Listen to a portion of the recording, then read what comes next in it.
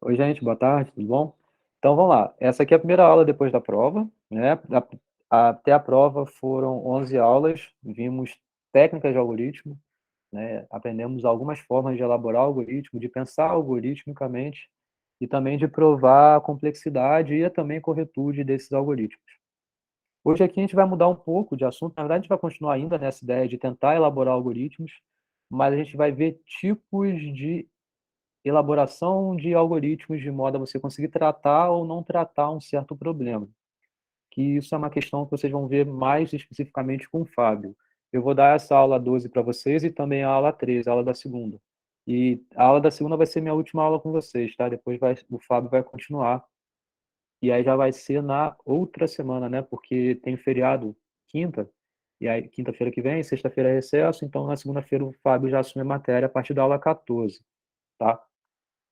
Então, vamos começar esse assunto de tratabilidade computacional e a gente entender um pouco sobre classes de problemas, que vai depender um pouco de você saber da existência de tipos de algoritmos que o resolvam ou que o certifiquem, que eu vou falar isso melhor já já, tá? E só para complementar bastante o que eu estiver falando aqui na aula, eu vou eventualmente usar muito o conceito de grafos, que eu sei que vocês não estudaram, ou talvez só viram um pouquinho, sabem o que são grafos, mas não estudaram tão profundamente as coisas que a gente estuda em grafos. Como para eu falar de exemplos nessa aula, vai ser basicamente tratando de problemas em grafos, então eu vou explicar melhor o que são essas estruturas, quais são essas propriedades pedidas nos problemas que eu estiver apresentando em grafos, tá? Então, beleza. Então, vamos primeiro de tudo voltar um pouquinho, inclusive o que a gente viu no início do curso, né? Esse entendimento de algoritmo eficiente, né? Porque é isso que tem um pouco a relação quando um problema é tratável, tá? Então, primeiro de tudo, a gente diz que um algoritmo é eficiente, né? Quando a complexidade desse algoritmo é um polinômio do tamanho da sua entrada, certo? Só para retornar a essa definição que a gente já tinha visto antes.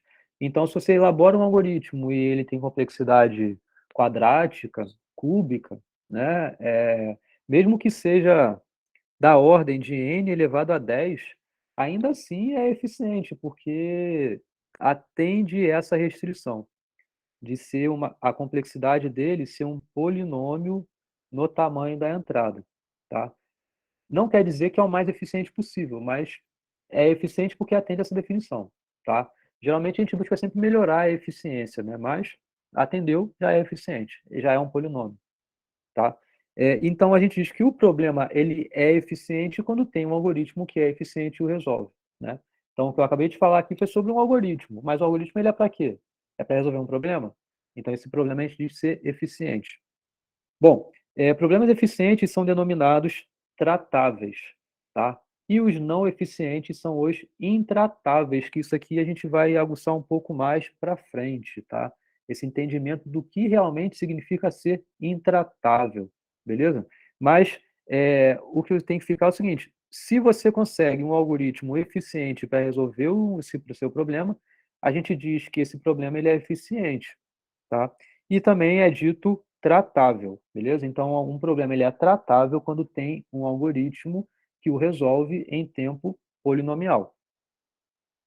Bom, então, um problema a gente é exigido a ter a apresentação de duas coisas, tá? Então, quando você tem um problema, qualquer coisa que seja, desde o início do curso, tá?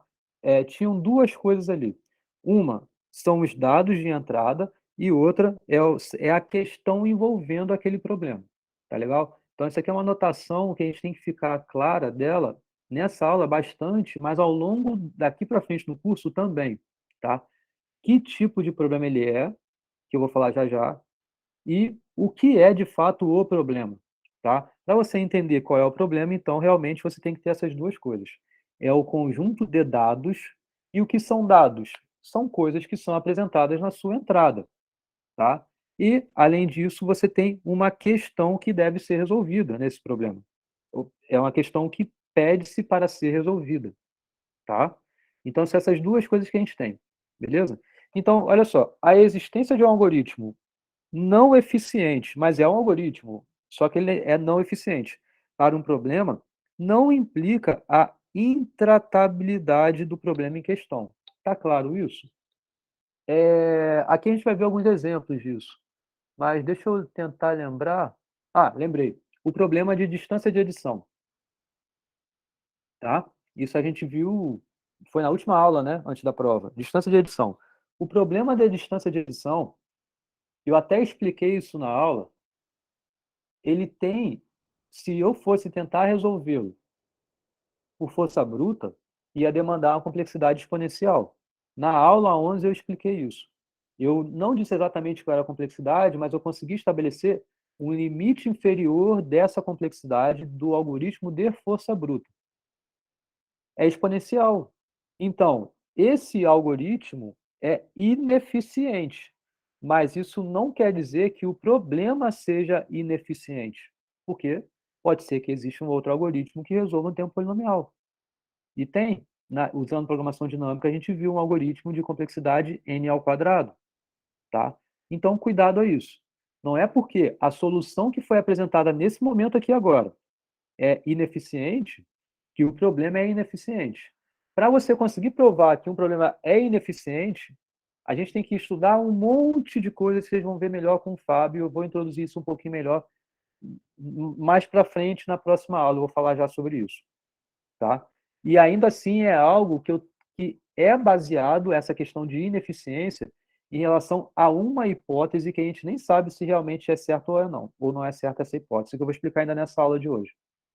Bom, vamos falar um pouquinho sobre tipos de problema, tá legal? Então, eu falei o que tem que ser um problema, né? Tem que ter dados e tem que ter uma questão, beleza?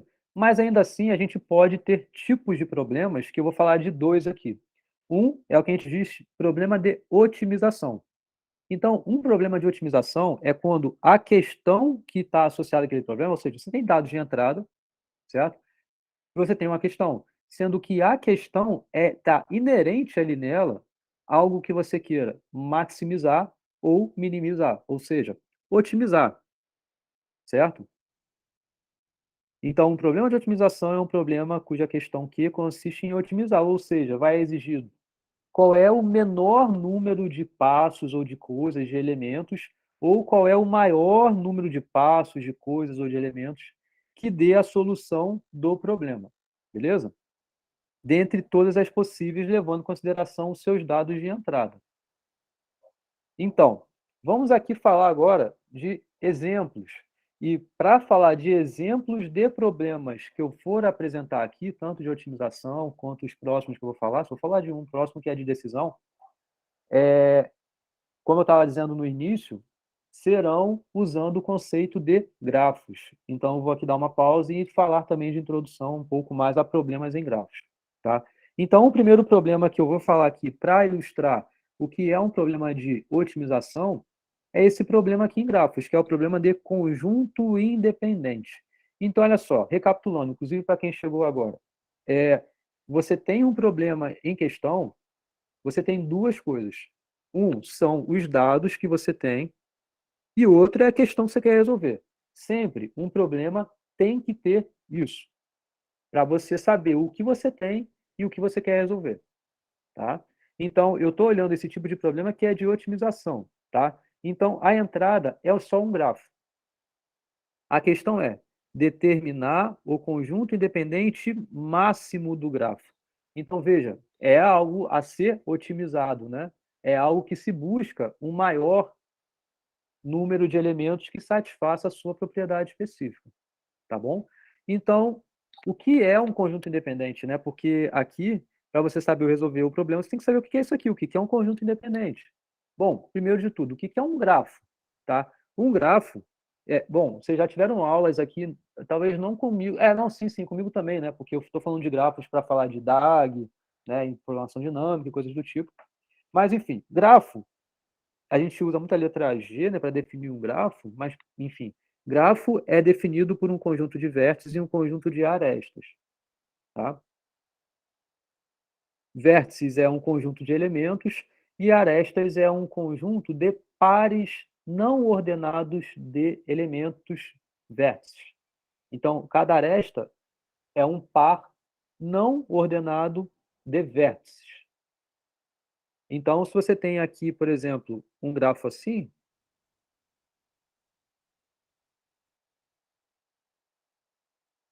aqui, por exemplo, é um exemplo de um grafo, tá? Você vê, tem os vértices aqui, são essas bolinhas, e tem essas arestas, que são essas ligações dos vértices. Então, esse aqui está ligado a esse está ligado a esse, e assim por diante, tá?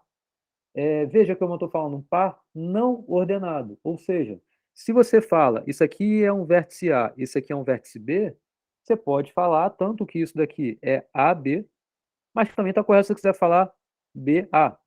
É não direcionado, né? Então, como é não direcionado, tanto faz o jeito que você está falando, se refere à mesma coisa. Por isso que é um par que não importa essa ordem, não ordenado, tá? Se for o caso de um grafo direcionado, que não é o caso aqui, aí sim a ordem é importante, porque se você está falando A, B, é porque tem o de uma aresta de A para B. Tem uma seta. E é isso que a gente viu, inclusive, quando eu falei mais atrás, falando sobre DAG, falando sobre a programação dinâmica, que usa aquele grafo direcionado, acíclico, né? É legal. Bom, isso é um grafo. Mas o que está sendo pedido aqui é determinar o conjunto independente de maior tamanho possível. Então, vamos entender o que é um conjunto independente, tá? Um conjunto independente é um subconjunto de vértices desse grafo em que qualquer par de vértices nesse subconjunto não é vizinho no grafo. Ou seja, então, um conjunto independente é um S, tá? Então, S é um subconjunto dos vértices do grafo, tal que, para qualquer par de vértices que pertençam ao conjunto de vértices, esse S, você tem que esse par não é uma aresta do grafo. Tá legal? Isso que eu estou falando aqui é exatamente o que eu estou escrevendo aqui, certo? Para todo par de vértices desse subconjunto, eles não formam uma aresta do grafo. Isso é um conjunto independente. Em inglês se chama independent set ou stable set, conjunto estável também tem essa mesma, esse é um nome diferente para a mesma coisa, tá? Então, por exemplo, somente um vértice é um conjunto independente. Por quê? Se nem tem dois vértices, então tanto faz o qual seja a restrição, por vacuidade isso é verdadeiro. Um único vértice é um conjunto independente, tá? Esses dois aqui formam um conjunto independente. Por quê? Esses dois vértices não são vizinhos. Tá legal? Entenderam? Agora, esse conjunto independente é o de maior tamanho possível? Ou seja, quantos conjuntos independentes tem no grafo? Pô, é um monte. Tá? A gente não está aqui querendo resolver esse problema ainda. Não faz parte dessa aula. Tentar resolver esse tipo de problema. A gente só está tentando entender qual é o problema em questão. Tá legal? Então você vê, isso daqui é um conjunto independente. Agora, é correto eu falar então que o tamanho do maior conjunto independente é 2? A resposta para esse exemplo aqui é não, não é. Por quê? Eu poderia, por exemplo, considerar esse outro conjunto que também é um conjunto independente. Esse vértice e esse vértice. Só tem três vértices. Eles não são vizinhos entre si. É um conjunto independente. Beleza? Então, veja, entendendo qual é o problema, bom, agora é com vocês, né? Claro, a gente vai tentar entender melhor como formular a solução ou certificar realmente se uma solução é uma solução do problema ou não, tá? Não é o ponto aqui agora realmente entender como se obtém essa resposta, ou se é possível obter essa resposta em tempo polinomial. Ainda não é esse o ponto. Mas é só entender qual é o problema, tá? Bom, beleza. Então, entendido isso, vamos para um outro problema, que é um outro exemplo de problema de otimização. Veja, o problema anterior era um problema de maximização. Obter um conjunto independente de maior tamanho possível. Esse próximo agora ainda é um problema de otimização, mas é um problema de minimização. A entrada, os dados, é um mesmo grafo, é um grafo, e você veja, o grafo é um grafo qualquer. não tem que ter nenhuma necessidade, não, o grafo tem que ter uma certa propriedade. Não, só tem que atender a definição de ser um grafo, tá? E a questão é determinar a cobertura mínima das arestas por vértices, tá? Então, bem parecido com o exemplo anterior, vamos tentar entender como é esse problema, tá? Então, o que que é o problema da cobertura por vértices? Então, só lembrando, é uma cobertura, olha, cobertura, esquece o mínimo por enquanto, porque faz parte do problema, mas eu quero entender como realmente é uma cobertura primeiro, para depois saber dizer o que se é mínimo ou não é mínimo, tá? Então, a cobertura, olha o nome, cobertura de aresta por vértice, tá? É um problema de cobrir as arestas com os vértices. Então, vamos voltar no mesmo exemplo, tá? Isso daqui, esses rosas que eu coloquei, formam um conjunto independente, porque satisfaz essa propriedade que eu acabei de escrever, que eu escrevi aqui, certo? Quaisquer dois vértices não são vizinhos nesse conjunto que você considerou, que são esses rosas que eu coloquei aqui, tá? Agora, olha só, eu quero agora, para esse novo problema, eu não quero saber se é um conjunto independente. O que eu quero é cobrir as arestas com os vértices. O que quer dizer cobrir a aresta? Quer dizer o seguinte: uma cobertura de aresta por vértice é um conjunto de vértices em que quaisquer arestas do grafo tenham como extremo ao menos um desses vértices desse conjunto.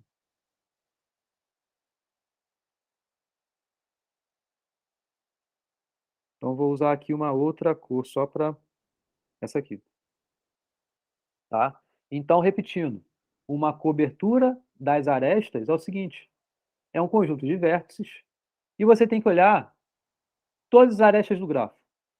Todas as arestas. Cada aresta do grafo é definido por dois vértices. Então, tem que ter nesse conjunto ao menos um vértice dessas duas arestas, desses dois vértices da aresta. Então, aqui, por exemplo, essa aresta, ela é coberta tanto por esse vértice quanto por esse vértice. Essa aresta que está aqui, ela é coberta também por esse vértice e por esse vértice. Essa aresta é coberta por essa e por essa. Então, se você escolher todos os vértices do grafo, isso daí forma uma cobertura. Forma uma cobertura das arestas por vértices. Por quê? Todas as arestas do grafo têm um extremo nesse conjunto de vértices, que é o próprio conjunto de vértices do grafo. Por isso que faz sentido para a gente aqui minimizar. Você, quando dizer que, ok, o conjunto de vértices do grafo é uma cobertura, ok, é uma cobertura, mas, pô, foi trivial? Você quer uma cobertura de menor tamanho possível. E olha aqui, vocês lembram que não foi à toa que eu botei esses dois exemplos. Esses vértices rosa aqui, eles formam um conjunto independente. Agora, vamos olhar o que não está em rosa nesse grafo. O que não está em rosa é esse vértice, esse e esse. Agora, olha só que interessante. Esse conjunto com essa corzinha verde que eu coloquei aqui, ela é uma cobertura de arestas por vértice. Eu tenho garantidamente a certeza que todas as arestas do grafo possuem um extremo nesse conjunto verde que eu coloquei. Tenho essa certeza. Por quê? Porque dentro do conjunto rosa, dentro do conjunto rosa, de vértices rosa, eu sei que não tem aresta ali. Eu sei que não tem aresta entre dois vértices que estão no conjunto independente. Não tem aresta entre eles. Por quê? O que estava em rosa era um conjunto independente. Então não tem aresta. E o que isso quer dizer? Se não tem aresta entre dois elementos de um conjunto independente, é porque necessariamente todas as arestas estão ou com dois vértices que não estão no conjunto independente, ou Um vértice está no conjunto independente e o outro não está no conjunto independente. Ou seja, todos os vértices que complementam esses vértices rosas formam uma cobertura de arestas por vértices. E se você estava olhando antes, o conjunto independente máximo, o que sobrou é uma cobertura mínima. Por quê? O conjunto independente no grafo, a gente usa essa notação, alfa. Alfa de G é o tamanho do maior conjunto independente que tem no grafo. A cobertura de arestas por vértices, a gente usa a letra beta, tá? Beta dg, tá? Com esse argumento que eu acabei de falar, a gente sabe que alfa de G mais beta de G é igual a n, o número de vértices do grafo. Isso é o n, tá? Ou seja, o que sobrou quando você removeu os vértices do conjunto independente é exatamente a cobertura das arestas por vértices, tá? Então, veja que um problema de minimização pode ser vista como um problema de maximização, claro, mudando o problema, né? Mas eles se relacionam muitas das vezes, beleza? Então, veja que quando eu estou quando eu estou considerando um problema em grafos, muitas das vezes a gente consegue resolver ele mudando o problema, porque tem problemas que se relacionam fortemente, tá? Então, só para relembrar aqui, bom, o tamanho do conjunto independente máximo aqui desse grafo é esse que tem tamanho 3. Se você olha, quantos vértices tem no grafo? 4, mais 3, 7, mais 1, 8. Tem 8 vértices aí. Tenho 3 vértices no conjunto independente. 8 menos 3, 5 é o que sobrou. Existem 5 vértices aqui na minha cobertura. Então, são exemplos de problemas de otimização. Tá? Agora, vamos olhar exemplo de um outro tipo. Só uma observação.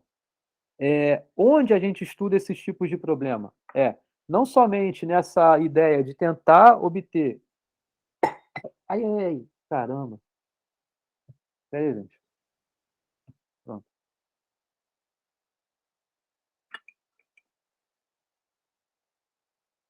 Pode ser, amor. Vai acabar caindo aqui, tá bem atrás do computador. Então, onde é que a gente vê esse tipo de problema que eu acabei de falar? Problemas de conjunto dependente, problemas de cobertura e inúmeros outros, alguns eu vou inclusive falar nessa aula aqui.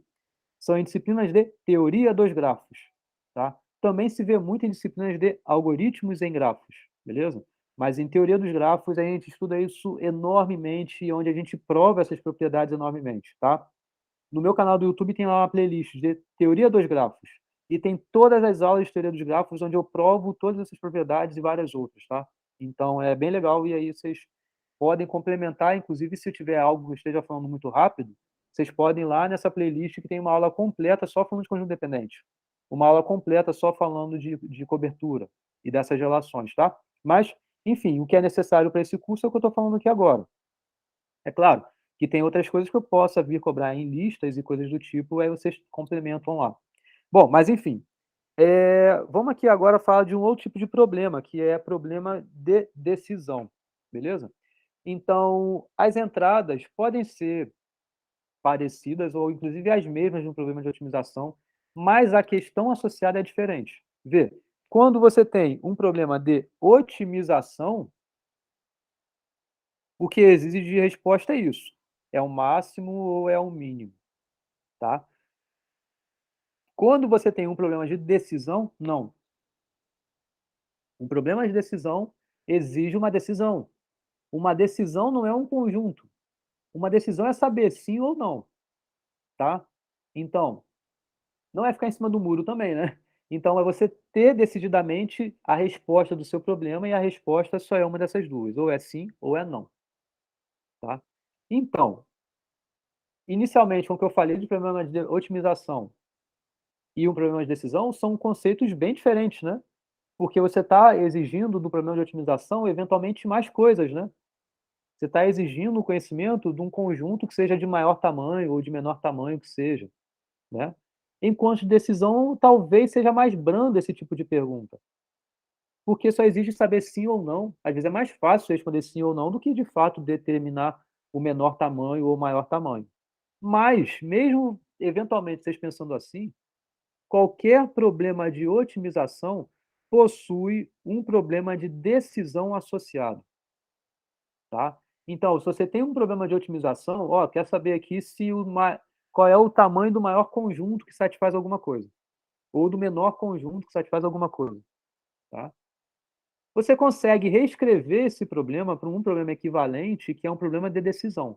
E é em relação aos problemas de decisão que a gente vai trabalhar muito aqui, não só nessa aula de hoje, mas na aula que vem, e depois vocês dando continuidade com o Fábio, tá? E aí, como seria essa associação a um problema que é equivalente? Bom, um problema de decisão associado a um problema de otimização possui o mesmo conjunto de dados do problema que você tinha no seu problema de otimização, e além disso, você adiciona ali um inteiro, um valor K. Vejam, antes a gente não tinha isso. Só tinha um grafo de entrada aqui, por exemplo. Tá? Não tinha essa necessidade. Agora a gente tem essa necessidade. Então, obrigado. Então, a gente não tinha essa necessidade. Agora a gente vai ter. Tá? Além do que você já tinha no problema de otimização na entrada, você vai ter um K, o inteiro que seja. Tá? Bom, e aí a gente vai reformular a questão dessa forma. Olha só, a questão consiste em saber se existe uma solução cujo tamanho seja menor ou igual a K. Isso é equivalente a você querer resolver um problema de minimização. Olha só, eu pedi ali atrás, no problema de otimização, a questão era a seguinte: qual é o tamanho da minha menor cobertura de arestas por vértices? Da menor cobertura, tá? Nessa nova versão de decisão, você vai ter um K também na sua entrada, então vai ser um grafo e um K, tá? A questão agora é saber, e eu sei que nesse problema o K pode ser menor ou igual do que N, sem problema, porque eu sei que sempre tem uma cobertura de tamanho N. Então, se for qualquer valor de K maior do que N, maior do que o número de vértices, eu já sei como responder. Porque eu já sei que com K resolve o meu problema de decisão. Porque a questão é saber se existe uma cobertura de arestas por vértices de tamanho menor ou igual do que K. Se a resposta for sim, ou seja, existe sim um conjunto de cobertura que tem tamanho menor ou igual que K, diminui o valor de K agora e pergunta de novo. Agora o K é K-1, ou K sobre 2. Você pode, inclusive, usar a estratégia de busca binária, dividir sempre no meio. Aí vai, dividiu no meio, então é K sobre 2. Existe uma cobertura de tamanho, no máximo K sobre 2? Se a resposta for sim, divide de novo. Em algum momento você vai chegar, caso você consiga resolver esse problema de decisão rapidamente, você vai conseguir chegar no tamanho mínimo. Vê como um associa o outro. Então, K sobre 2. Aí a resposta, vamos supor que foi não. Não, não é K sobre 2. Então tenta algo entre K sobre 2 e K. E tenta de novo. Então você vai tentando, você vai encontrar em log de N ou em log de K. Então vê como esse problema de decisão, que a princípio parecia ser mais fácil, ou mais fácil, né? Porque exige menos coisa de resposta, só um sim ou não. Na verdade, tem esse mesmo poder do problema de otimização associado. Pensando em relação a essa maximização. E aí vamos pensar no que eu acabei de falar do problema de conjunto independente, né? Porque lá no problema de maximização, De novo, também sei que, trivialmente, um conjunto independente tem tamanho pelo menos 1. E eu sei também que um conjunto independente no grafo não pode ter tamanho maior do que n, porque você tem no máximo um n vértices, não pode ter mais do que isso. Então, se você sabe responder sim ou não à pergunta de que se existe um conjunto independente de tamanho maior ou igual a k, se você sabe resolver, e se a resposta disso é sim, nesse problema de decisão, para você obter o conjunto de maior tamanho possível, você vai crescendo esse valor de k e pergunta de novo. Vai crescendo e pergunta de novo. E você vai acabar no momento que vai ter essa decisão certa de sim ou não. Então, aqui está um exemplo de nova versão de um problema que a gente já tinha falado, que era o problema de otimização para conjunto dependente, agora nessa versão de otimização, decisão. Né? Agora nessa versão de decisão. Então, você tem dados de entrada, um grafo e um inteiro. Agora,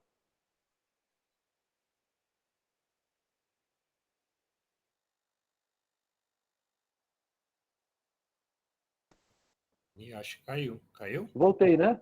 Ah, tá. Caí e Voltou. voltei. Voltou.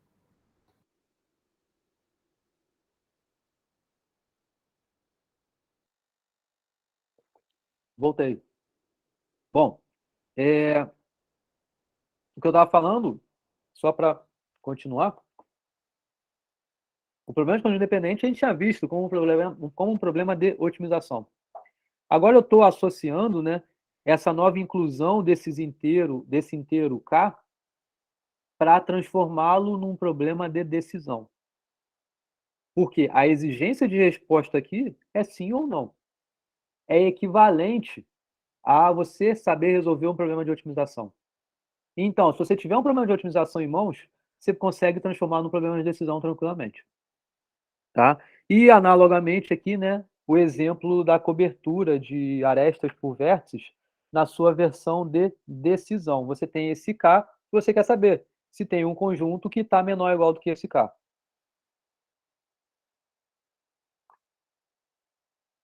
Bom, beleza.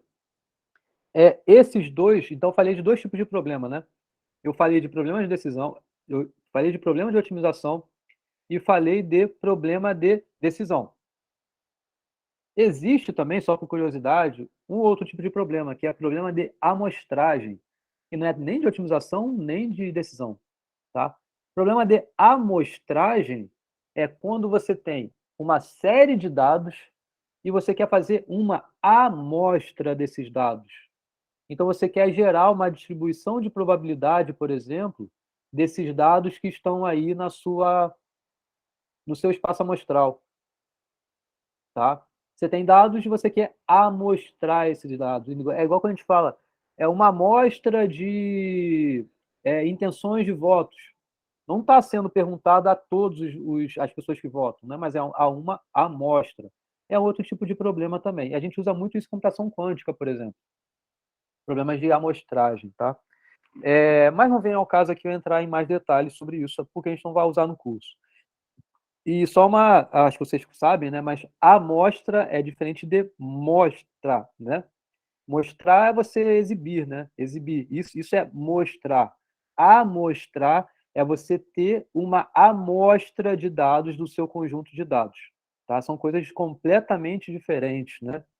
Bom, então, só voltando aqui, né? Fechada aqui a explicação do português, né? Então, vamos falar, eu acabei de falar de tipos de problema, vamos falar agora de classes de problemas, tá legal? Então, bom, no primeiro slide eu falei sobre um problema tratável, né? Um problema tratável é aquele problema que tenha um algoritmo eficiente o que o resolva. Isso também é dito no problema eficiente, né? Bom, e com isso a gente consegue definir a classe P. Então, a classe P é a classe dos problemas, e aqui veja, de decisão, tá? Então, são problemas de decisão que a gente está tratando aqui, que corresponde exatamente aos problemas tratáveis. Então, por exemplo, o problema de distância de adição é um problema tratável. Então, ele está em P. É um problema que pertence a P, beleza?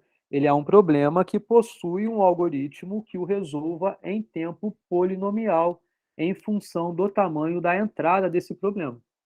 Simples assim. Bom, eu consigo definir isso, na verdade, a definição que é equivalente a isso que eu acabei de falar, em teoria da computação, mesmo sem ter visto técnicas de algoritmo nem nada do tipo, tá? Porque a definição sendo mais formal de problema P, eu vou fazer o análogo ao NP, é algo que vocês estudam em teoria da computação, utilizando máquinas de Turing, tá? Então, você ter um problema que está em P significa há um problema que pode ser resolvido em tempo polinomial por uma máquina de Turing determinística, tá? Por que eu estou falando de máquinas de Turing aqui? Vai cair de novo? Não, né? É porque travou aqui o meu computador. Mas vocês estão me ouvindo bem? Vocês estão me ouvindo bem? Deu só uma travadinha, professor, mas foi rapidinho. Tá legal. Então, bom, falando aqui sobre máquinas de Turing, por quê? Isso que eu estava falando, né? Por que eu estou falando de máquinas de Turing aqui? Porque existe uma coisa que, para quem faz teoria da computação, vai ver provavelmente ainda, ou para quem já fez, já viu isso em algum momento da vida. Quando a gente fala de máquinas de Turing, existe uma tese que é a tese Church-Turing. A tese Church-Turing diz que qualquer problema que é possível de ser resolvido, ele consegue ser resolvido por uma máquina de Turing. Basicamente é isso. Falando muito informalmente é isso, tá? Então, tudo que uma máquina de Turing faz, o nosso computador faz, e vice-versa. Tudo que o nosso computador faz, uma máquina de Turing também faz, tá? Eles têm o mesmo poder em relação a poder resolver um problema.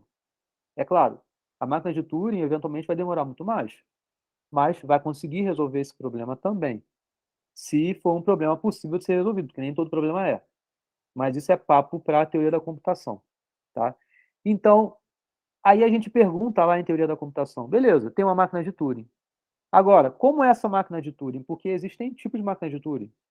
Tem a determinística, tem a não determinística, tá? Então, se existe uma máquina de Turing determinística que resolve, existe uma sequência de passos bem determinada que vai resolver esse problema. E isso, de fato, é o que a gente está fazendo algoritmicamente aqui, quando a gente fala da existência de um algoritmo tratável. Ter um algoritmo tratável é ter uma solução desse problema para uma máquina de Turing também, determinística. Porque você consegue, fazendo uma árvore que, na verdade, é um caminho de computação na máquina de Turing, e vai resolver esse problema. E o tempo é polinomial. Bom, isso é só para efeitos de complemento desse assunto. Não precisava ter falado disso aqui, mas é uma coisa que enriquece muito em teoria da computação. Tá? Bom, e aí vamos falar de mais exemplos de problema que estão em P. Tá? Um problema que está em P é esse daqui, um problema de caminho mínimo em grafo. Tá? Então, é dado para você um grafo e também um inteiro e também dois vértices nesse grafo aí. Tá? A questão é, G possui um caminho de V1 para V2, né, que são esses dois vértices que foram apresentados, e o tamanho desse caminho é no máximo K? Neutro, neutro. Então, aqui, por exemplo, vou fazer um exemplo bem simples assim. Esses dois vértices aqui, tá? Foram dados na entrada e eu pergunto, existe um caminho entre eles de tamanho no máximo 5? Né? Então, qual é um caminho que existe entre eles? Pode ser assim, ó, vem para cá, vem para cá, vem para cá. É um caminho de tamanho 3. Satisfez ser no máximo 5? Então a resposta é sim. Agora, posso tentar reduzir isso. Agora, existe um caminho de tamanho, no máximo, 4? Sim, também. No máximo, 3? Sim, também. No máximo, 2? Não sei, existe? Existe. Ó, você vem para cá e você vem para cá. Encurtou o caminho, né? Fez 2. Ok, tem. Agora, 1? Existe um caminho de tamanho, no máximo, 1? Não, não existe, porque eles não são vizinhos. Então, não tem que passar pelo menos 2 arestas. Então, veja, a gente respondeu sim ou não, né, em cada etapa de pergunta aqui, mas contando que eu sabia os caminhos que existiam entre esse par de vértices, tá? Mas esse problema Você não precisa olhar todos esses possíveis caminhos entre esses vértices. Por quê? Existe algoritmo que faz isso para a gente, que é visto em cursos de algoritmos em grafos, tá? Então, em curso de algoritmos em grafos, vocês aprendem algoritmos em grafos. Um dos problemas que é clássico em algoritmos em grafos é esse, determinar distância entre vértices no grafo. Tá? Existem vários algoritmos que resolvem isso. Por exemplo, o algoritmo de Dijkstra, a Bellman-Ford, existem vários outros algoritmos que determinam em tempo polinomial a distância de quaisquer dois vértices num grafo. Então, e a complexidade que eu acabei de falar é em tempo polinomial, então é eficiente. Então, é um problema que está em P você determinar um caminho mínimo em grafos. Bom, como eu falei isso no início, tô dando aula aqui, tá, gente? Se tiverem perguntas, vocês perguntem, mas não vou ficar também perguntando se estão entendendo, não, tá? Até para poder não tomar muito tempo de vocês. Mas vocês podem me interromper caso tenham dúvidas. Bom, então, entendido que é um problema em P, e é justamente isso que tem que ficar de você conseguir resolvê-lo em tempo polinomial. Isso é um problema que está em P, tá? Agora vamos sair disso e vamos falar sobre certificado de problema, tá? Então, um certificado para um problema de decisão é algo que. E algo, o que significa esse algo? É uma possível solução, tá? É uma possível solução. Isso é um certificado. Pensa que algum oráculo, alguma caixa preta, te chutou alguma resposta. Isso é um certificado, tá? E com ele você consegue verificar se realmente é a solução do seu problema de decisão. Veja, você consegue verificar se é a solução do seu problema de decisão. Se for, beleza, atendeu, você conseguiu certificar. Agora, se não é, aí ele não certificou nada. Então a gente tem que ver melhor isso, tá? Então, assim sendo, o certificado pode ser tanto para a pergunta sim quanto para a pergunta não. Depende, né, do seu tipo de problema que você estiver olhando. Tá? Então, para validar um certificado, porque veja, certificado é uma possível solução. O que você tem que fazer é validar esse certificado, se satisfaz a sua solução ou não. E para isso depende desse algoritmo de validação. A gente vai ver aqui alguns exemplos, tá? Então, aqui um problema de conjunto independente. Bom, um certificado é o quê? É um subconjunto de vértices. É uma possível solução. Agora, isso é um certificado, tá? Um outro problema em grafos, e aí eu abro um parênteses para falar de um outro problema em grafos que eu não sei se vocês conhecem, que é o problema dos grafos eulerianos, tá? O problema dos grafos eulerianos é o seguinte, que inclusive é graças a esse problema que a gente estuda a teoria dos grafos até hoje. Começou daí, tá? No problema dos grafos eulerianos, que é o seguinte: você tem de entrada do seu problema um grafo, por exemplo, isso daqui. Tá? Posso até colocar mais aqui, colocar mais coisa aqui e tal. Então, é um grafo, tá? A questão é, existe algum jeito de você sair de um vértice qualquer? Qualquer um, escolhe qualquer um. Termina no mesmo vértice que você começou. Então, você tem que sair dele, terminar nele. E, além disso, você tem que passar por todas as arestas do grafo exatamente uma vez. Isso é possível? Se você tem esse grafo aqui,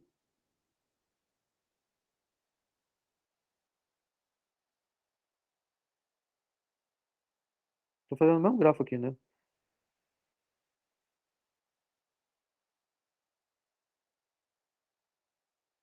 Se for esse grafo aqui, veja o seguinte: saio daqui, venho para cá, venho para cá, venho para cá, venho para cá, venho para cá, venho para cá, venho para cá, venho para cá, venho para cá. Consegui, consegui. Saí de um vértice, voltei, terminei o percurso nele ali, certo? Pô, poderia até ter passado por ele mais de uma vez, não tem problema. Por exemplo, se eu começasse daqui, ó, vem para cá, vem para cá, vem para cá, vem para cá, vem para cá, vem para cá, para cá, para cá, para cá, também, consegui, né? Então, saí de um vértice, terminei nesse mesmo vértice, passei por todas as arestas do grafo e exatamente uma vez em cada aresta. Então, esse grafo é euleriano, tá? Agora, esse grafo aqui, ele é euleriano? Vou fazer até um exemplo menor.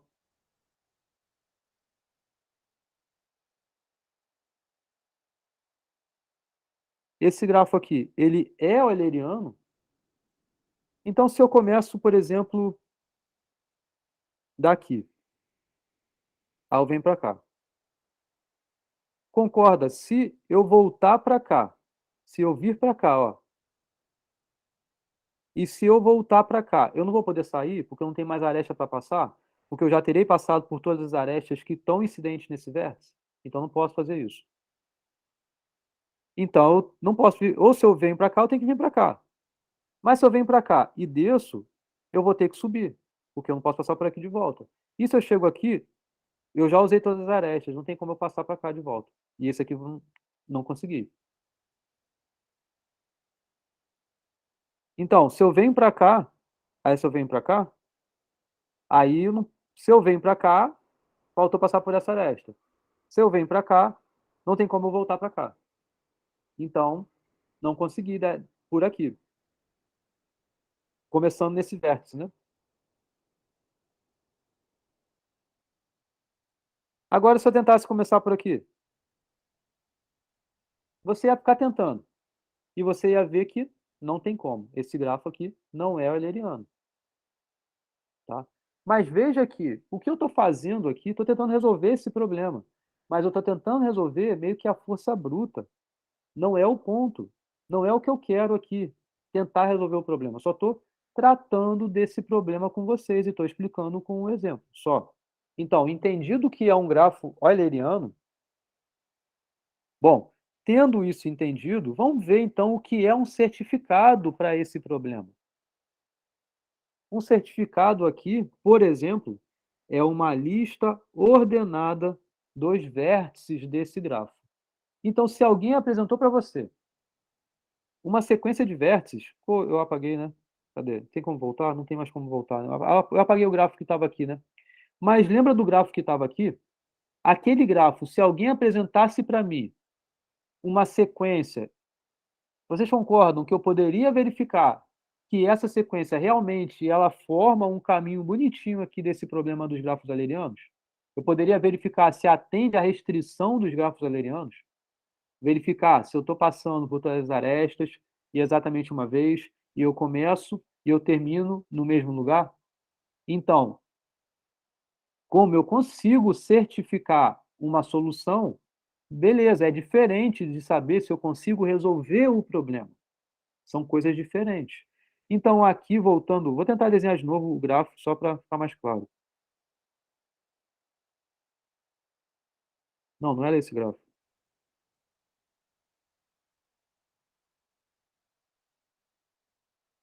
Era assim?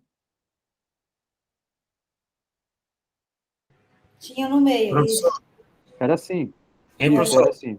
Sempre que for um gráfico Gráfico euleriano, grafo, desculpa, euleriano, ele vai poder fazer isso de qualquer de qualquer vértice. qualquer vértice? Isso.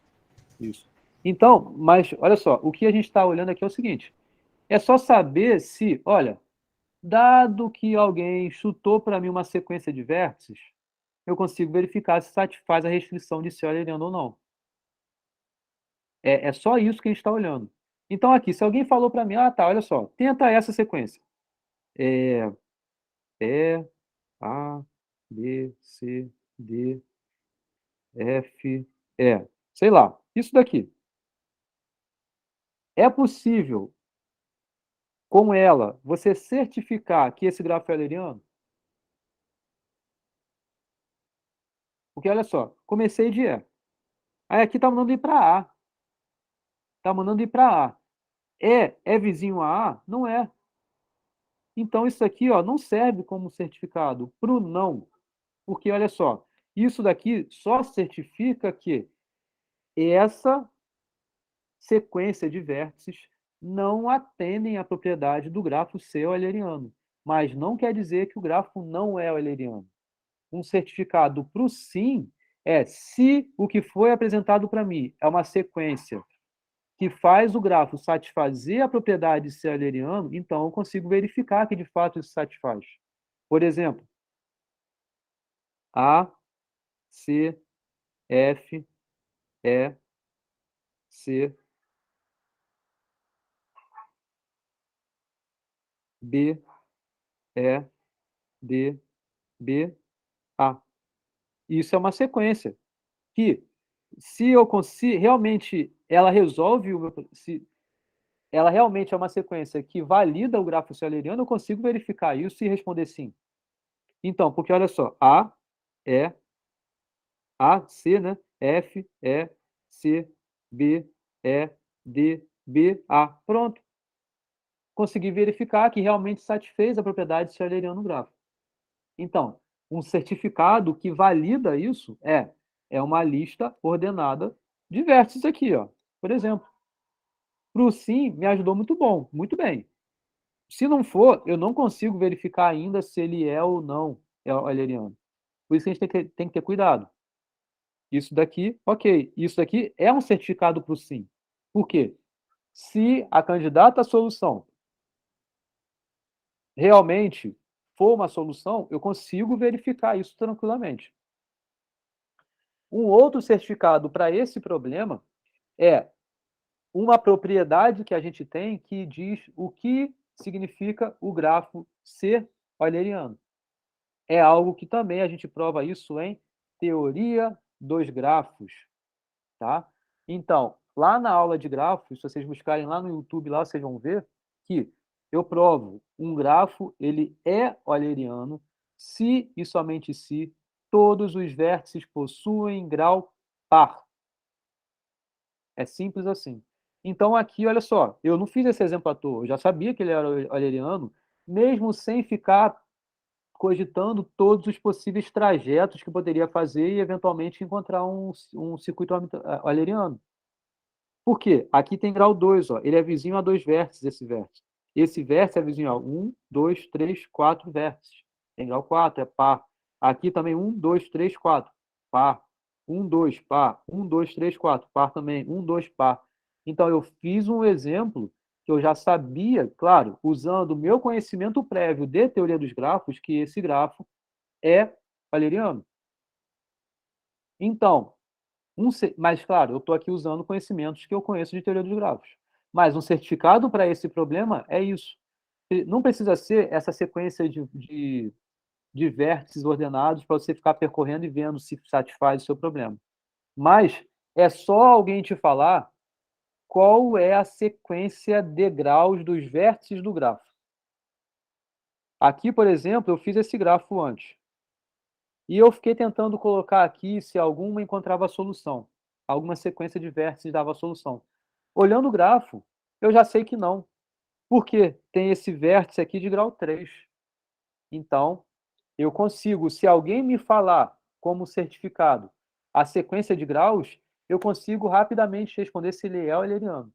Também se não é euleriano, porque nesse caso aqui eu ainda tenho esse problema bem conhecido de teoria dos grafos resolvido em tempo polinomial. Mas eu só estou olhando aqui um certificado. Com o certificado, veja, não significa você saber resolver o problema. Significa você conseguir verificar se aquela candidata satisfaz como solução do seu problema. Atenção a isso. Um certificado serve para você só validar se ela realmente é a solução do seu problema. Não significa necessariamente que você resolveu aquele problema. Se você resolveu, beleza. Igual aqui, ó. Esse certificado 2 aqui, para o problema dos grafos eulerianos, basta que alguém tenha te dado a sequência de graus, você sabe responder se sim ou se não. você consegue decidir bem se é sim ou se é não. Diferente daqui. Quando você pensa num conjunto independente, e aí você quer saber se tem um conjunto independente de tamanho K, tá? E aí, se alguém te deu um conjunto com K vértices, e você tem 2 vértices ali que são vizinhos, aí você sabe que aquilo não é um conjunto independente. Só isso. Mas você não consegue afirmar que não existe um conjunto independente de tamanho K. Pode ser que exista, só não é com esses K elementos. Você não consegue decidir sim ou não. Você só consegue se alguém te der um conjunto dependente e aquilo ali realmente é um conjunto dependente, você consegue responder sim. E se tem tamanho K, sim, beleza. Consegui certificar. Mas não implica você ter resolvido também aquele problema. Não, porque alguém te deu uma possível resposta. Beleza? São 4 e 2. Quem quiser e tiver que sair, pode sair. Eu vou continuar aqui dando aula, só para ter a aula feita e eu vou postar no YouTube. Vocês assistem aí, quem não puder ficar, tá? Quem puder ficar, valeu aí por ficar. Tá legal? Bom, mas fiquem à vontade. Bom, agora um pouco sobre os problemas que estão em NP. Porque, veja, o que eu estava falando aqui agora é o que é um certificado. Beleza? Então, um certificado implica em alguém te chutou uma resposta e você verificou se satisfaz a sua solução. Não implica você ter resolvido o problema, porque alguém te chutou uma resposta, tá? Então, é isso que de fato define para a gente a classe NP, tá? A classe NP dos problemas de decisão corresponde aos problemas que admitem certificado para a resposta sim, que possam ser validados através de um algoritmo eficiente em função do tamanho da entrada do seu problema, tá? Isso é um problema em NP. NP não tem nada a ver com não polinomial. Por quê? P, você pode falar, são os problemas resolvidos em tempo polinomial. NP não tem nada a ver com isso, tá? NP, olhando na sua forma formal, em teoria da computação a gente estuda, são os problemas que podem ser resolvidos em tempo polinomial, porém por uma máquina de Turing não determinística. Então, o N é desse não aqui, do não determinístico resolvido em tempo polinomial. É claro, aqui vocês teriam que ter estudado um pouco de máquina de Turing para enxergar isso aqui melhor. Mas o que importa é, se você pensar um pouquinho no que eu falei, do que significa a máquina de Turing determinística, com o que eu falei nos slides anteriores, deterministicamente, você sabe o que vai ter que fazer em cada etapa. Isso é o determinismo. O não determinismo, não. Você tem mais de uma possibilidade. Então, você vai gerar uma árvore de computação na sua máquina de Turing grande, eventualmente, porque é não determinístico. Se você está nesse ponto, você pode ir para cá, ou para cá, ou para cá. É não determinístico. Mas em tempo polinomial significa que a altura dessa árvore é uma função polinomial do tamanho da entrada. Então, por isso que não deterministicamente você consegue saber qual é o caminho certo e chegar até aqui. Por exemplo, se o caminho da resposta é vindo por aqui. Consegue? Mas, por isso também que quando você tem essa visão de problemática, que é você certificar a solução de um problema em tempo polinomial, é porque alguém te falou qual é uma possível candidata, por exemplo, isso daqui. Então você consegue vir para cá e vir para cá, porque alguém te falou uma possível solução. Você não precisa verificar todo mundo, é só verificar se a solução que te deram responde sim para o seu problema. Se responde, então seu problema está em NP. E se você conseguiu certificar isso em tempo polinomial. Então, de novo, NP não tem nada a ver com não polinomial. Isso é muito comum as pessoas falarem errado. P são os problemas que podem ser resolvidos em tempo polinomial. NP são os problemas que podem ser certificados em tempo polinomial. O não do NP aqui se refere ao não determinismo da máquina de Turing associado ao problema que você está estudando. E para estudar isso, mais profundamente, vocês vão ver em teoria da computação. Inclusive, no meu canal do YouTube também tem um curso inteiro de teoria da computação, em que eu ensino desde o início autômatos até máquinas de Turing. Então, tá tudo completinho lá, só assistir. E, claro, vocês estão fazendo matéria disso também no mestrado, doutorado de vocês, então vocês vão ver isso em algum momento, tá? Mas, enfim, vamos olhar aqui exemplos, então, de problemas em NP, tá? Então, um problema de conjunto dependente é um problema que está em NP, por quê? Um certificado, como eu estava falando, é um subconjunto de vértices do grafo. Bom, isso é um certificado. Agora, você consegue certificar a resposta sim em tempo polinomial? A resposta é sim também. Porque se alguém te deu esse subconjunto de vértices, você consegue verificar se cada dois vértices que estão aí, eles não são vizinhos, e se o número de vértices que está ali dentro é maior ou igual do que K. Aqui está o algoritmo.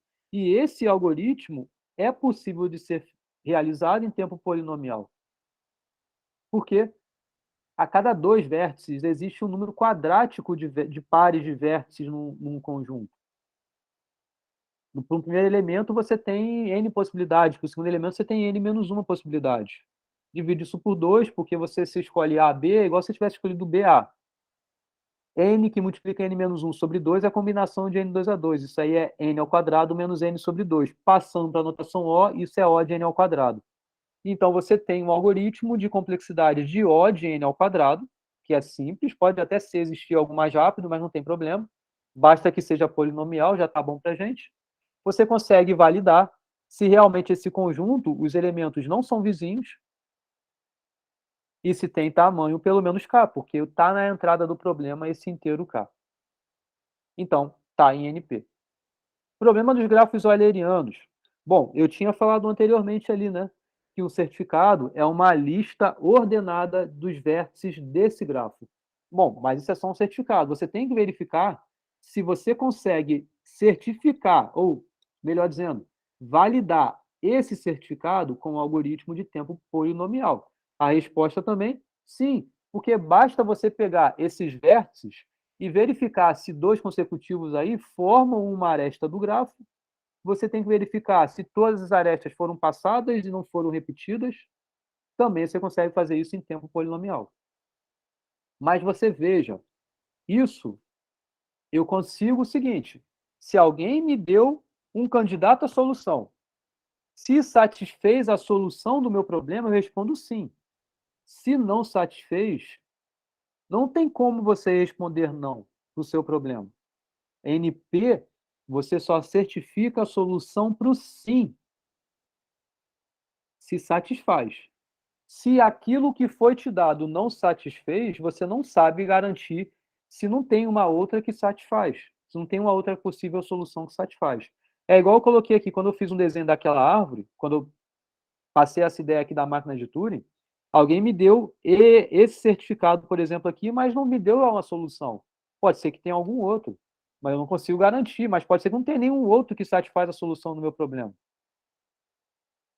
Então tem que ter cuidado. Mas se alguém me deu uma candidata que satisfaz, então consigo responder sim.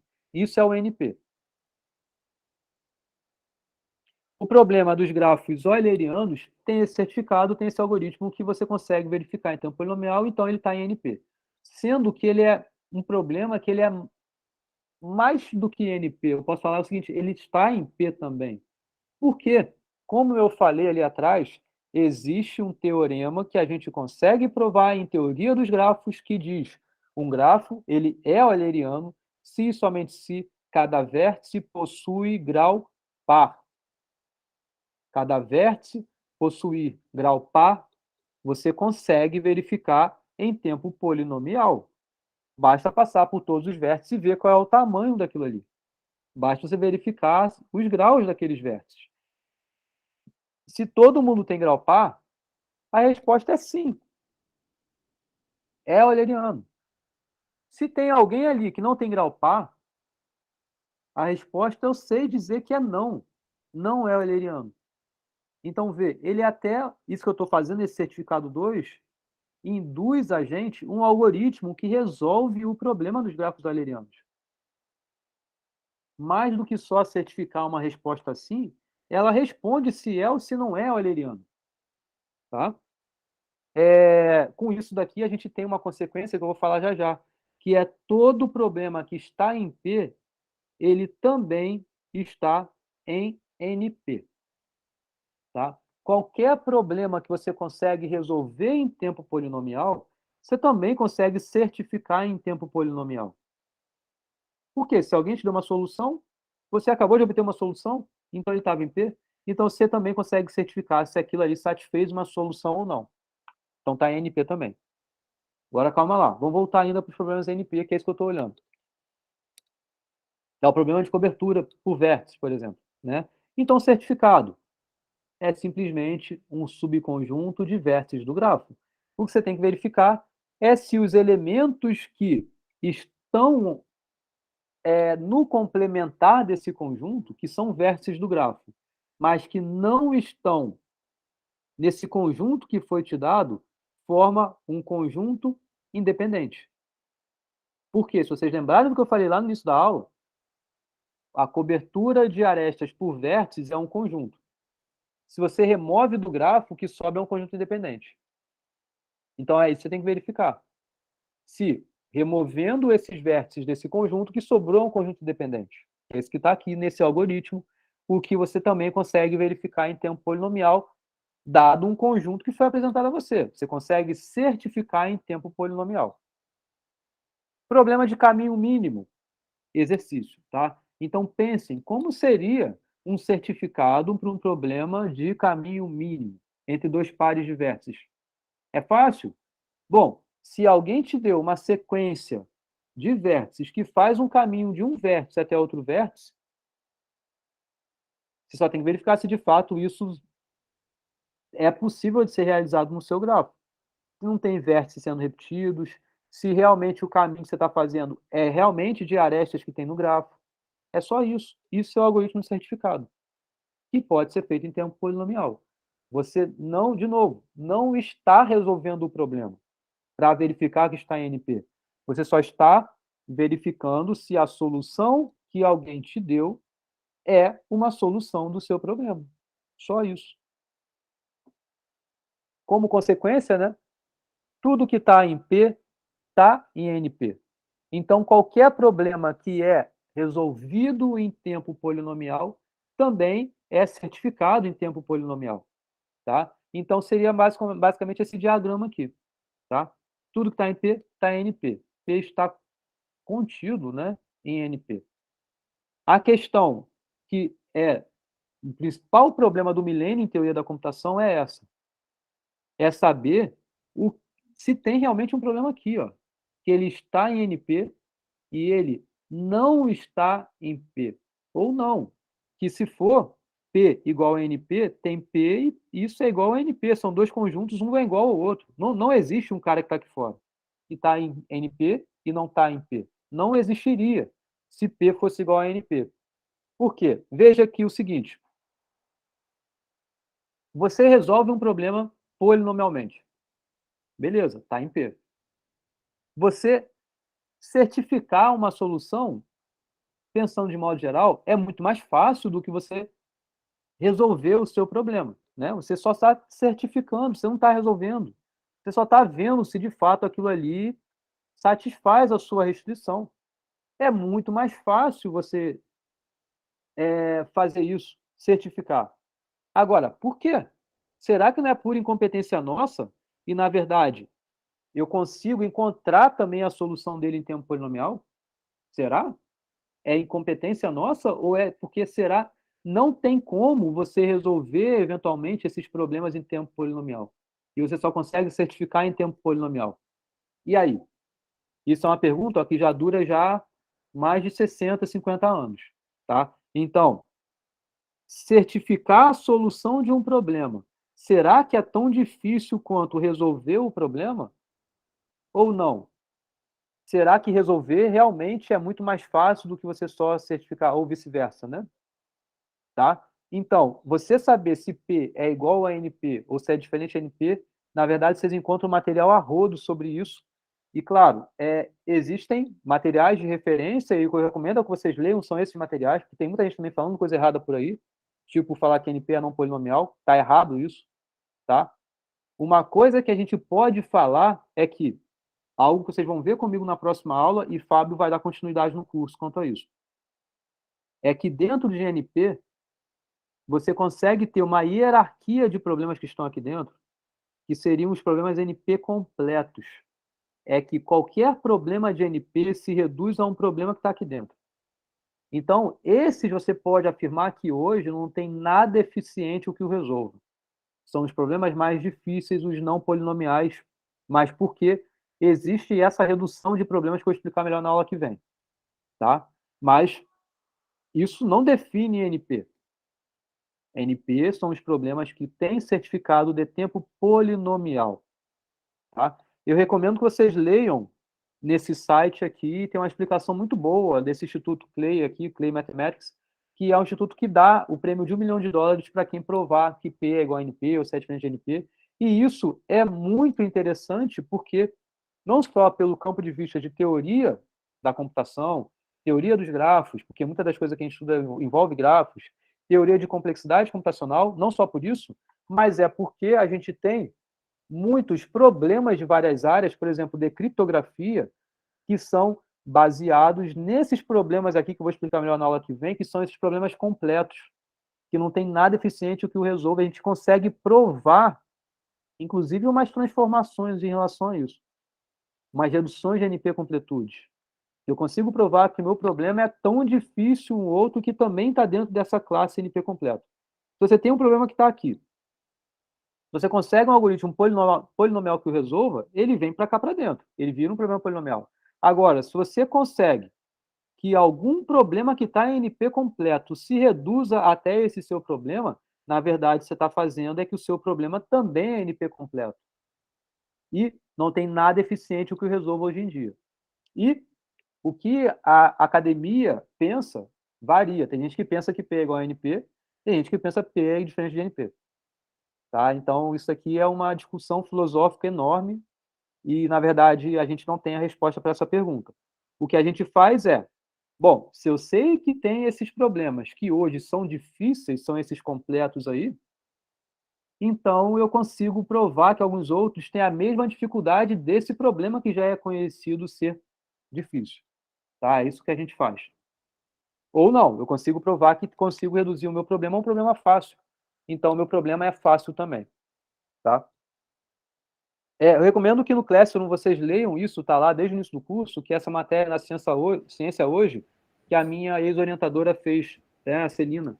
E aí leiam lá, que é muito legal, que é umas historinhas lúdicas que relacionam problemas que são fáceis de serem resolvidos em relação aos problemas que são fáceis de serem certificados, tá? Que é essa relação de PNP. Fala, Eudoxia.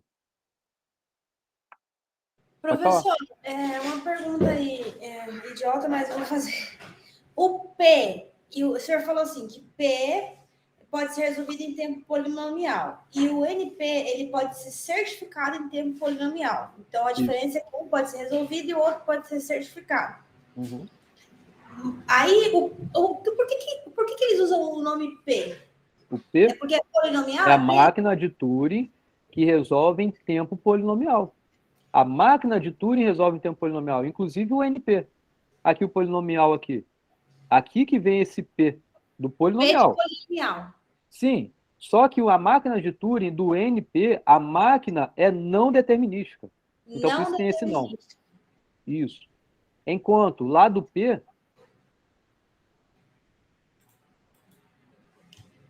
aqui do P, também é polinomial, sendo que é por uma máquina de Turing determinística.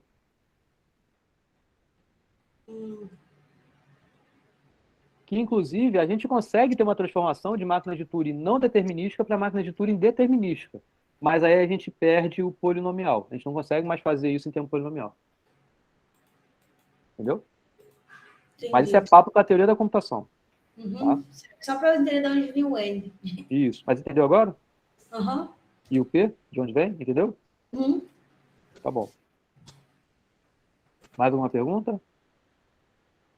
Para mim, por enquanto tá ok, mas tá difícil, tá ok. Tá difícil. Tá bom. Então vamos lá, vamos avançar. Bom, e aí tem ainda isso. nem tudo que a gente conhece, nem todos os problemas que a gente conhece, estão em NP. Por quê? Eu falei do que é P, falei do que é NP. Vocês entenderam que tudo que está em P também está em NP, mas nem tudo está em NP. Tá? Então vamos ver aqui exemplos de problemas que não estão em NP. Tá? É esse daqui. Um grafo. Aí, de novo, para exemplificar, para falar melhor dos problemas, vou usar muito teoria dos grafos. Então, eu sempre vou dar a pausa, vou explicar melhor esse conceito com grafos e para voltar ao assunto, igual estou fazendo nos exemplos anteriores, né? Então, a gente diz que um grafo ele é bem coberto se todo o conjunto independente maximal é máximo. Então, vamos entender. Bom, conjunto independente, eu espero que vocês tenham entendido o que eu falei no início da aula. É um conjunto de vértices em que todos os vértices que estão nesse conjunto não são vizinhos, tá? Mas aqui agora tem uma propriedade especial para dizer se ele é bem coberto. Porque ter um conjunto independente, todo grafo tem. Um único vértice já é um conjunto independente, tá? Então, a questão aqui é saber se ele satisfaz isso, de ser também bem coberto. Bem coberto é o seguinte, se refere a todos os conjuntos independentes. É saber se todos os conjuntos independentes do grafo satisfazem essa propriedade. Os que são maximais também são máximos, tá? Então, vamos entender o que significa isso de ser máximo, ser maximal. É maximal, mas não é máximo? É máximo, também é maximal? São conceitos que eu não sei se vocês já viram na vida de vocês, tá? Então, vou usar aqui um exemplo para tentar ilustrar melhor. E é o mesmo exemplo que eu tinha feito no início da aula. E da mesma forma que eu posso falar de máximo e maximal, eu posso falar de mínimo e minimal, tá? Aí depende do problema. Bom, vamos lá. Vou aqui pegar uma outra cor. Então, aqui. Esse conjunto desses dois vértices aí verde que eu coloquei. Eles formam um conjunto independente? Tudo bem que sim, eles não são vizinhos. Isso sim forma um conjunto independente. Agora, tem como, nesse conjunto verde, adicionar mais algum vértice a ele, de modo que você mantenha a propriedade dele ser um conjunto independente? Ou seja, você tem esse conjunto com esses dois vértices. Agora, tem como agora esses dois vértices se manterem. E ainda assim você adicionar um novo vértice e esses três vértices serem um conjunto independente? A resposta é não, não tem. Por quê? Se você adicionar esse vértice aqui, esse com esse não é vizinho. Mas esse com esse é. E esse com esse também é. Então não é um conjunto dependente mais. Você perdeu a propriedade de ser um conjunto dependente. Agora tá bom. Agora vamos adicionar isso aqui. Esse e esse. Formam um conjunto dependente? A resposta é não também. Por quê? Esse e esse não são vizinhos, mas esse é vizinho desse. Então não pode. Todo mundo tem que ser não vizinho, mas você tem dois vértices que são vizinhos. E você pode tentar isso para todos os vértices. Então, veja, e esse conjunto verde que eu fiz, ele é um conjunto independente maximal, porque não tem como, no conjunto atual que você tem, adicionar algum outro elemento e você manter a propriedade. E a propriedade é de ser independente. Você perde a propriedade. Então, o que você tem é maximal. Não quer dizer necessariamente que é máximo. Por quê? O conjunto independente, no caso aqui, é máximo quando tem maior tamanho possível. E aqui, por exemplo, existe um conjunto independente de tamanho maior do que 2. Por exemplo, esse e esse. Esses três vértices que eu coloquei aqui, eles formam um conjunto independente de tamanho 3 que é maior do que 2. Então, ele também é maximal, porque não tem como, nesse conjunto 3, você adicionar mais alguém e virar 4, porque se você adicionou, você perde a propriedade de ser independente, e não tem nenhum outro conjunto independente de tamanho maior do que 3. O tamanho do maior conjunto independente desse grafo é 3. Então, esses vértices em verde formam um conjunto independente máximo. Também é maximal. Atende à definição do que é máximo é maximal. Mas nem tudo que é maximal é máximo. Por exemplo, aqui.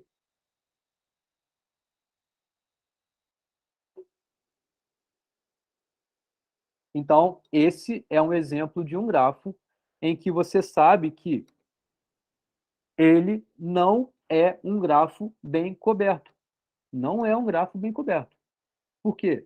Todo conjunto independente maximal é máximo? Não. Aqui, o contra-exemplo.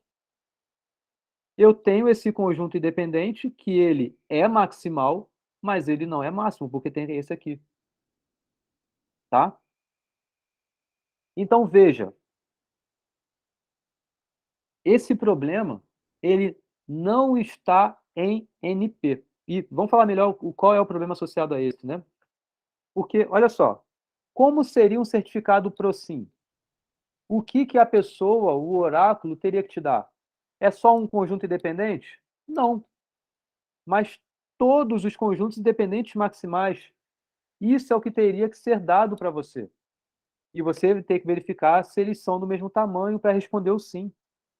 Isso pode ser feito em tempo polinomial? A resposta é não pode ser feito em tempo polinomial, porque o número de conjuntos independentes que tem no grafo é um número exponencial.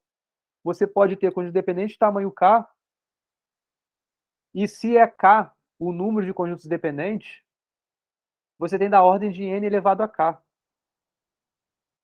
E k é em função de n, eventualmente. Então você tem n elevado a uma função de n, que é esse k. Então isso é um número exponencial. N elevado a uma função de n. Então você não consegue verificar isso em tempo polinomial certificado para o sim. O que você... Então a resposta é não, né? Porque olha só, esse certificado não é suficiente para afirmarmos que o problema está em NP. Porque a quantidade de conjuntos dependentes é exponencial. Você consegue certificar, mas não em tempo polinomial. Então, ele não está em NP. Por quê? No seu problema, você tem isso daqui, ó. Saber não da existência de um conjunto especial, mas todos os conjuntos especiais satisfazem a determinada propriedade. Quando você tem algum problema e que a pergunta tem esse todo e não é existe, quer ver? Quando eu estava perguntando sobre conjunto independente, era isso. Existe um conjunto independente de tamanho K, ou no máximo K? Era essa a pergunta. Ou pelo menos K, né, no caso. Era essa a pergunta. Agora aqui, era existe, né? Agora aqui não é. Todos os conjuntos têm uma determinada propriedade. Agora, isso eventualmente não vai estar em NP. Porque o número de subconjuntos é muito grande, de modo geral. E aqui eu dei um exemplo de que esse número é grande. Acabei de justificar isso explicando, nem escrevi aqui. Que o número de conjuntos independentes é exponencial. Mas, e um certificado para o não? Não estou mais interessado em saber que está em NP. Não estou interessado nisso. Estou interessado em certificar o não. O que significa certificar o não? É alguém te dar uma candidata à solução para você responder não na sua decisão. Então, aqui, basta que alguém tenha me dado 2 subconjuntos de vértices, eu consigo saber se os 2 são maximais, porque para cada um basta tentar adicionar um novo vértice e ver se satisfaz sua propriedade aí de ser independente. É fácil fazer isso. Agora, se os 2 são maximais e se os 2 têm tamanhos diferentes, então já consigo responder não. Esse grafo não é bem coberto, porque existem dois conjuntos independentes em que os tamanhos são diferentes e os dois são maximais. Então, você consegue responder não tranquilamente. Agora, o sim você já não consegue. Se alguém te deu um conjunto independente maximal, isso não garante que ele seja bem coberto. Porque não garante que não exista um outro conjunto independente de tamanho maximal também, que seja maior do que esse tamanho que foi te dado antes. Não garante. Por isso que, para certificar o sim, alguém deveria ter te dado todos os conjuntos independentes possíveis. Mas para o não é fácil você certificar. Por quê? É igual esse exemplo aqui, ó. Aqui, ó. Se alguém me deu esses dois conjuntos de vértices aqui, pô, eu sei responder o não tranquilamente. Por quê? Sei verificar que os dois são maximais e eu consigo verificar que os dois têm tamanhos diferentes. Então, está errado isso daqui, que todo maximal é máximo. Está errado. Por quê? Esse é maximal, mas eles têm tamanhos diferentes. Então, porque necessariamente o máximo tem algum maximal que tem tamanho menor. Tipo esse, menor do que esse. E daí? O que isso tem a ver aqui com esses certificados? Tem a ver que esse problema que eu acabei de falar se encaixa dentro dessa classe de problemas que são dos problemas co-NP. Problema NP são os problemas que têm certificado PROSIM em tempo polinomial. Problema em co-NP são os problemas de decisão que têm certificado PRONÃO e você consegue certificar isso em tempo polinomial. Por exemplo, o que eu acabei de falar dos bem cobertos, dos grafos bem cobertos. Tá? Ele é um exemplo de um problema que está em co-NP, porque ele tem um certificado para o não em tempo polinomial. Então, aqui está o exemplo que eu acabei de falar, certo? Agora eu vou falar de mais um outro tipo de problema, tá? Um outro tipo de problema que é o seguinte, não é um tipo de problema, né? Ainda está dentro desse mundo de problemas de decisão, tá? Mas, com essas variaçõezinhas que eu estou fazendo, não existe para todo, você mudar o tipo de pergunta e isso vai exigir de resposta o complemento da resposta da pergunta anterior, que é o que a gente entende como complemento de problema, tá? Então, o que é um complemento de um problema?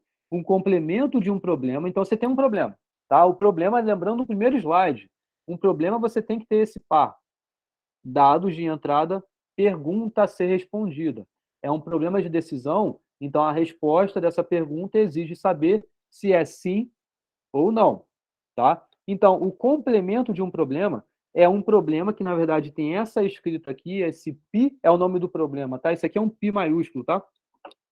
É um π com essa barrinha em cima para justamente indicar esse complemento que tem o mesmo dado de entrada que você tinha do problema anterior, tá legal? E esse daqui é o que com essa barrinha em cima, tá legal? Sendo que, então, você está mudando não os dados do seu problema, você está mudando a pergunta. E é a seguinte forma que você muda, tá? Pi possui resposta sim, então para o pi tem resposta sim para esse par, se e somente se, para o seu complementar tem resposta não, tá? Então, isso que é um complemento de um problema. E como é que a gente vai obter complementos de perguntas? O que significa complemento de uma pergunta? Olha só, uma pergunta num problema é um enunciado, certo? Por exemplo, existe um conjunto independente de tamanho maior ou igual a K? Essa é uma pergunta. Isso é um enunciado lógico, tá? É saber a existência de um conjunto que satisfaça uma propriedade. Em tudo que a gente fala em lógica, tem um valor para isso. É sim ou é não. Se para essa pergunta a resposta é sim, do seu complementar a resposta tem que ser não, porque está aqui, inclusive na definição, né, do complemento. Então, se algo que é dito você quer obter o complemento da resposta, você tem que negar aquela enunciado associado àquela pergunta. Você tem que negar o enunciado associado àquela pergunta. E o que significa negar enunciado? É justamente você satisfazer isso. O que era sim vai virar não, o que era não vai virar sim. E como é que a gente vai conseguir pegar um enunciado, uma escrita, e escrever o seu complementar, a sua negação? Bom, existem muitos cursos que ensinam isso, tá? Também no YouTube eu tenho um curso completo de fundamentos matemáticos para a computação que ensina a fazer isso, obter enunciados, negação de enunciados, conectivos lógicos, coisas do tipo. Associar enunciados aos conectivos e aos operadores, aos operandos lógicos, tá? Então tem lá, tá? Mas é simples, olha só aqui um exemplo. Olha o exemplo do problema de complemento do problema de conjunto independente. Os dados são os mesmos, tá? Então, G e um K menor ou igual do que N. Beleza? Como era o problema do conjunto independente? Eu vou escrever aqui. O problema do conjunto independente é saber existe conjunto independente de G que possui tamanho maior ou igual do que K. Era essa pergunta lá atrás do problema de conjunto independente. Então, do seu complementar, a negação do existe. Então, eu falo, existe um subconjunto de vértices que seja independente e tenha tamanho maior ou igual do que K. O que é um complementar disso? É a negação disso? É que não. Então, todo conjunto independente do grafo tenha tamanho menor do que K. Isso que é a negação desse enunciado que foi apresentado. Então, é isso que está aqui nesse complementar do problema apresentado. Todo, veja, é a negação do existe, todo conjunto independente possui tamanho menor do que K, que é justamente a negação disso daqui. O complementar do existe é para todo. Quando eu falo existe alguém que vai ser reprovado na matéria, se eu quero negar isso, é quando eu tenho que falar o quê? Todo mundo vai passar na matéria. E da mesma forma do contrário, se tem algo que eu digo, todo mundo vai passar na matéria, se eu quero negar isso, é que existe alguém que não vai passar na matéria. Certo? Então, isso eu explico muito melhor nesse curso aqui de lógica, tá? Vocês podem ver em diversos nomes aí nas universidades, né? Matemática discreta, matemática finita, matemática combinatória, lógica, tá? E na minha playlist lá tem esse nome, Fundamentos Matemáticos para a Computação. Lá ensino a simbolizar enunciados, obter negação de enunciados, obter valores de enunciados. Isso tudo eu falo lá, tá legal? Mas isso que é um complementar do problema. Você vai manter os dados e a pergunta é a negação da pergunta do problema anterior. E isso vai implicar, então, o problema anterior ter resposta sim, se e somente se. Acho que eu falei isso já com vocês, né? Esse C com 2 S significa isso. É uma abreviação para se e somente se o pi barrado, né, o problema complementar, possui resposta não. Beleza? Então, veja que com isso, olha só, o problema de conjunto dependente está em NP. Porque eu falei isso lá atrás, né? Eu pedia a existência de um conjunto dependente de tamanho maior ou igual a K. Se alguém te deu esse conjunto, você consegue verificar. Agora, o complementar desse problema, ele não está mais em NP, ele está em co-NP. Porque, olha só, todo conjunto independente do grafo possui tamanho menor do que K. Pô, para você verificar o sim disso, alguém tinha que ter te dado todos os conjuntos dependentes do grafo, para você verificar para cada um se tem tamanho menor do que K. Mas esse número de conjuntos dependentes é um número exponencial. Então, ele não está em NP. Mas ele está em co-NP. Por quê? Se alguém te der um conjunto independente e ele tem tamanho maior do que K, então eu sei responder não facilmente. Eu sei responder não porque alguém me deu um certificado para o não. Por isso que ele está em co-NP.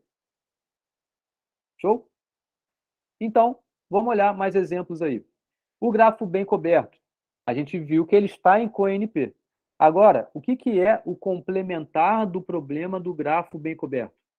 Lá era todo conjunto independente maximal também é máximo. Isso era o problema do grafo bem coberto.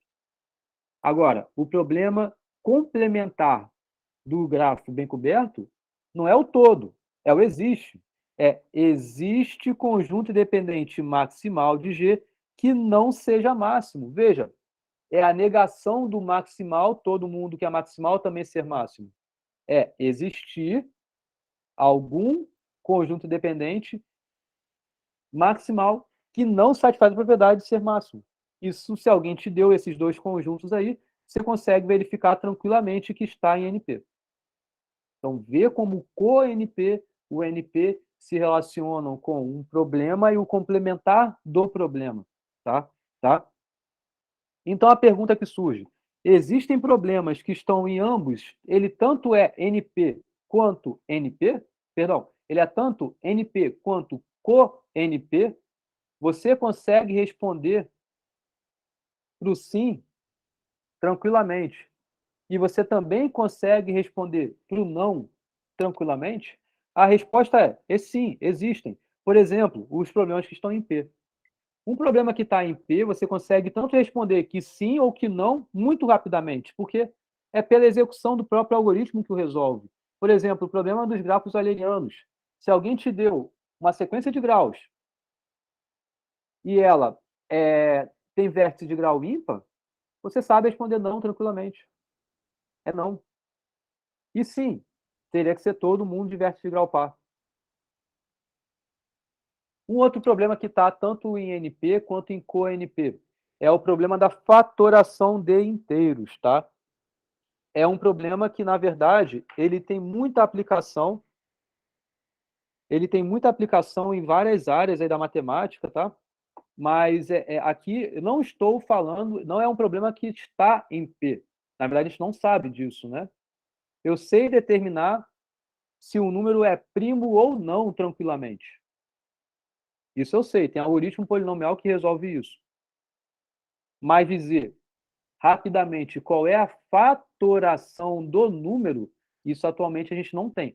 A não ser usando computação quântica, que tem um algoritmo de Shor que faz isso, mas que na prática não tem como ainda a gente ter um computador quântico que resolva tamanhos de inteiros que são usados na criptografia, por exemplo. Então a gente consegue fatorar na prática poucos números, né? Não com muitos bits, com poucos bits sim. Tá? Bom, mas voltando aqui ao assunto, o que é o problema da fatoração de inteiros? Você tem inteiros positivos M e K. Tá? A pergunta de decisão associada a isso é isso. Existe um fator primo de P. Perdão. Existe um fator primo P de M e que P esteja entre 1 e K? Essa que é a pergunta. Tá? Então, é apresentado para você M e K. Você quer saber se M tem um fator primo P que está entre 1 e K. Beleza? Essa é a pergunta. Então, esse problema está em NP? Bom, qual é o certificado? Como você verifica que realmente uma solução realmente é uma solução? Basta que alguém tenha te dado um primo, um número primo, que está entre esse 1 e esse K que foi dado à entrada, e que a divisão de M por esse primo deu o número inteiro. Só isso. Então, sim, ele está em NP. Por quê? O algoritmo é o que eu acabei de falar. Verificar se esse inteiro que alguém te deu, ele é primo e se ele divide esse M. Isso é a notação para dividir. P divide M, ou seja, a divisão de M por P resulta num número inteiro. E, além disso, você tem que verificar se esse número que alguém te deu é um número primo. Tá? Verificar a primalidade pode ser resolvido em tempo polinomial, porque tem algoritmos que já fazem isso. Tá? Só isso. Facinho. Alguém me deu já um candidato muito legal. Se resolveu, beleza. Consegui verificar. E o NP só está interessado nisso. Tá? Agora, ele está em CoNP? Também é fácil, porque olha só, um certificado para o não, né? Eu consigo verificar que isso daqui tem resposta não em tempo polinomial? Sim, porque basta que alguém tenha te dado o quê? Uma lista de inteiros, por exemplo, em que todos os elementos sejam maiores do que esse K, porque é não, né? É não para essa pergunta. Se existe fator primo menor do que K. Consigo verificar o não tranquilamente, é se alguém me deu essa lista de inteiros aí, todos são maiores do que K, e eles são os primos que são usados como fatores para você obter esse número M, tá? Ou seja, devo verificar se essa lista ela é uma fatoração de M sem fatores menores ou iguais a K. Basta você multiplicar esses valores primos aí e ver se eles resultam em M. E suas potências aí, eventualmente, resultam em M. Só isso. A gente conhece uma coisa que é chamada de teorema fundamental da aritmética. Um número só possui uma única fatoração em primos. Por isso que se alguém me deu uma lista de inteiros e ela já satisfez o que você quer, ok.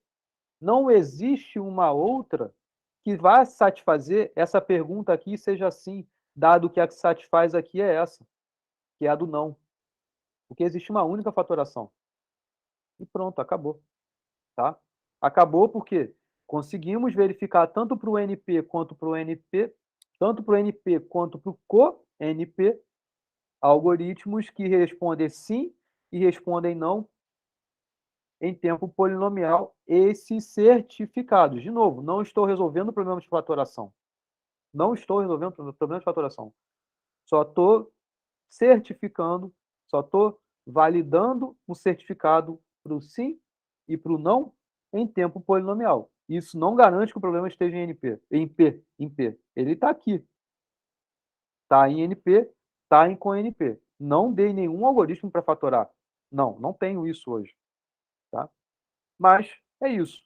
Eu falei de um problema que está aqui, falei de um problema que está aqui, falei de um problema que está aqui, falei de um problema que está aqui.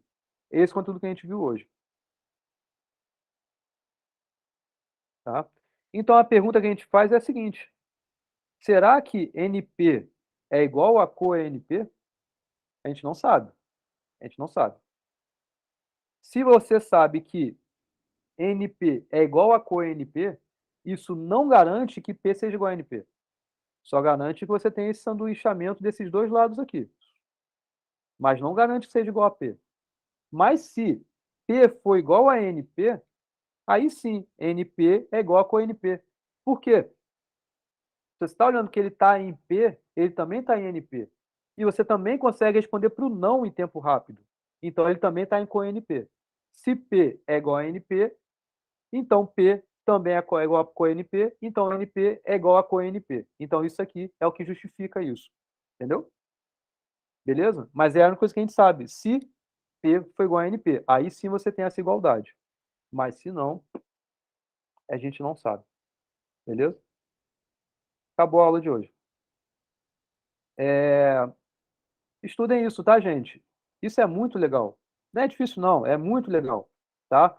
Então, é uma leitura, é uma revisão de estudo de vocês profunda, porque exige conhecimento, exige um pouco de calma na leitura, tá? Um pouco de calma na leitura, inclusive envolvendo questões de lógica, envolvendo questões de matemática discreta, de teoria dos gráficos e muitas coisas associadas aqui. Então, assistam essa aula de novo, tá? Vejam com atenção a esses slides, beleza? E estudem, porque essa só foi a primeira aula desse assunto, tá? Na aula que vem eu vou definir melhor para vocês o que são problemas NP completos, NP difícil, o que é um problema NP completo, o que é um problema NP difícil, tá? E depois o Fábio vai continuar o curso com vocês, né? É a divisão de nós dois aí, beleza? Mas estudem isso, tá? Porque não é só para o curso de vocês, mas é para a vida de vocês. Ter um entendimento bom em relação a isso é muito importante. Quer dizer, tem que falar isso porque eu sou dessa área de pesquisa, né? Então, realmente isso é muito legal. Beleza? Qualquer dúvida, vocês perguntem aí. Show? Então, até segunda-feira, tá? Então, bom final de semana. E é isso. Valeu, vou encerrar a gravação. Nada. Obrigado aí por terem estado até essa hora aqui, tá? Valeu.